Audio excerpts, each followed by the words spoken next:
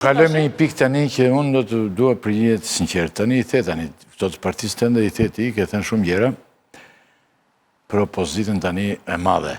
Kam fjalën për opozitën e Sali Berishës, po mos më thuaj që është vetëm doktori mirë dhe ata ujë lartë të rjetë i kulluar dhe ata poshtë. Doktori dhe gjithë njerëzit që rinë afër ti Flamuri, Albana, Paloka, e gjithë që i ke parë. Me të tyren ata janë shumë mirë, janë korrekt me veten e tyre. Problemi është që qa produktivitet i kanë.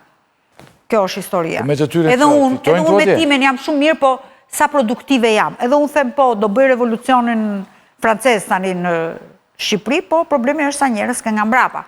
E para, e dyta, sa shpresë ju jep njerëzve. Sa shpresë? Se tani, po marim rastin se fillojnë gjithë bëjnë dër, jo po pse syri opozita në zgjedhjet e pjesshme. Në një këndvështrim do hyje që të bëje garë, por nga ana tjetër bëhen racional dhe pragmatist, do hyje në një fushat që do harxhoje para dhe do të çaje drasat për të bërë ato deklarimet e fushatës të shpenzimeve, dhe nga ana tjetër njerëzit do thonin po prapta. Dhe çfarë bëri? Për mua u tregua pak, po themi, e zgjuar që i tha, "Okej, doni partitë e reja. Hyni ju partitë e reja dhe kandidoni. Të shkoni shqiptarët, të kandidoni, të votoni për partitë e reja." Dhe përsëri nuk shkuan me votu për partitë e reja.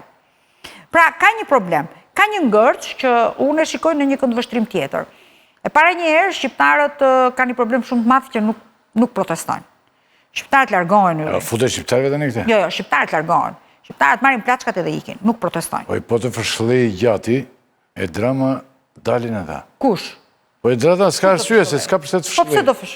Pse të fshjet? O tani shiko, komandanti, o Monika, po të lutem. Mirë, tash, ma thuaj. Si e mendon ti, ha? Ma thuaj ti që të ta. Njeriu që ka drejtuar, që ka qenë komandant, kryetar i mitingjeve në Shqipëri, dridhe i bark, foshja në bark të nënës, kur dilte Sali Berisha dhe mbyllte bushte rrugët, që nga treni, deri të... A i rinte aty të sheshkën e bej dhe vazhdojnë dherë të universitetit. Tani a e pe sot ti, zonjë? Po që ka ndodhur pra? Aty sot ishin atë shkoj jako e ke. Ka ndodhur. Tani, të them dy gjëra, zoti Rakim? Qa ka ndodhur tani kjo që ka ndodhur? E para njerë që këto mitingjet të ndaja, po pra, kanë qenë 3 milionë ca shqiptarë. Tani s'kanë ngel as 1 milion e 100.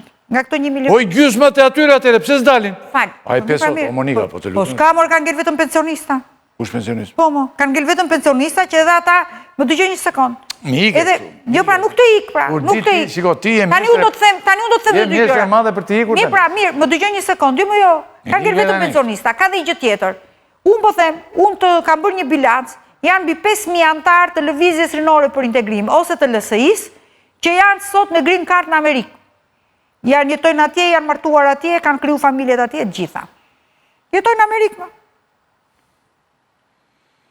Jetojnë sa kanë ikë në Angli me gomone, pa fund. Janë këthyre atje në Baçevan në të shtëpiave të barit. Tani kanë ikë nga Anglia, por ikin në Spanjë. Tani ka një problem, zoti Rakipi. Kush është problem? Sigurisht që është edhe faji opozitës. Ma mbush mendin. Po mirë më tani. Ore dakord më dha, po bëjmë një parti të re. Ore le të shkojnë ke Arlin Qori më.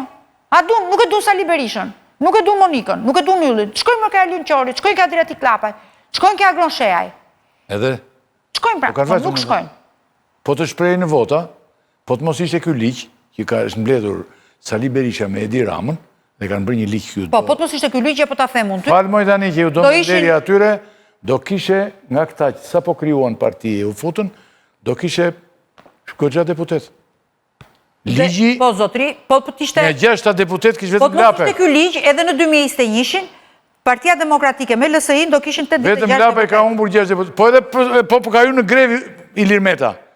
Këtë po të them pra, nuk do të thotë, zonjë, nuk do të thotë që ka nikur shqiptarët në këtë rast, me këtë që po të them unë, se po besh, po i bje vetes tani. Po pra.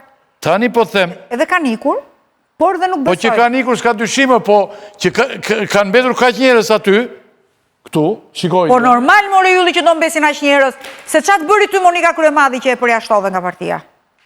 Qatë bëri Monika? E përjashtoj Ilir Meta, po ti Partia Demokratike, qatë kushton ty që kjo Monika Kryemadhi thira atje edhe thuaj, do vish të ndimosh ose qa njerëz i shke?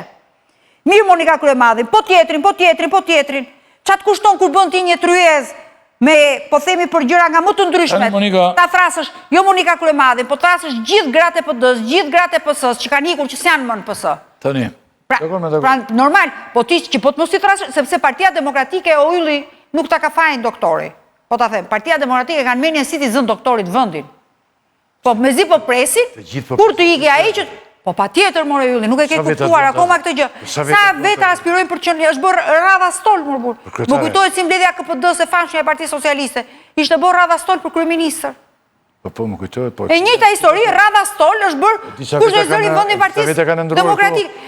Dhe zoti Rakipi, e di çfarë mentaliteti kanë deputetët e Partisë Demokratike, ose po themi drejtues. Më mirë një Parti Demokratike në opozit, të cilën unë kontrolloj dhe bëj dillet e mia me 40 deputet në opozit, se sa një Parti Demokratike që është në pushtet dhe të ndaj përgjegjësinë, jo vetëm me opinionin publik, por të ndaj edhe pushtet me të tjerat. Dhe ky është problemi. Në momentin që një parti politike nuk do të ndaj pushtet, Ylli Rakipi normal që do të kurrësh, do shkosh, do ngelesh me 10 veta. Në momentin që ti përfshihesh dhe i mbledh që të gjithë dhe ju jep shansin dhe mundësinë, sepse nëse ti nuk ma jep mua shansin që ti ke për të ndryshuar, pse do viju në emisionin tënd? Po vallë, pse e mban doktori kështu po ti? Ndoshta edhe doktori... Diçka ke kuptuar ti tani? Jo, unë kuptoj që unë e kam thënë, edhe vazhdoj ta them, edhe doktori nuk duhet bëj gabimet që bëm unë dhe Ilir Meta. Unë dhe Ilir Meta u izoluam. Unë e kam kuptuar që 3 vitet e fundit, që mbas djegjes mandateve, unë u izolova në parti. U izolova me një grup të caktuar njerëzish, të cilët, secili do të me garantu veten e vet për deputet.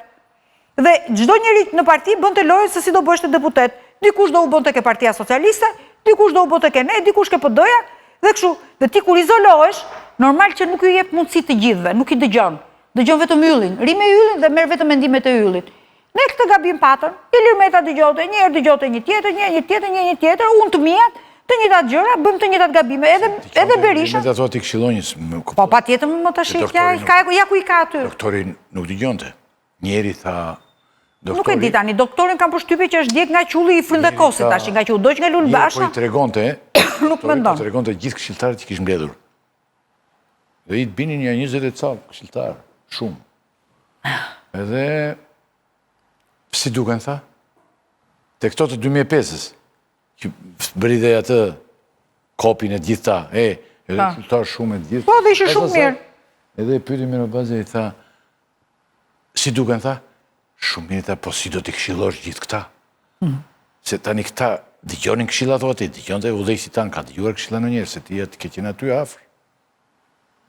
Kush të shkruan? Vajza vogël më të çoj një fotografi të saj. Për shumë. Që thë mos u bëj djallë, më thonë. Dëgjo tani.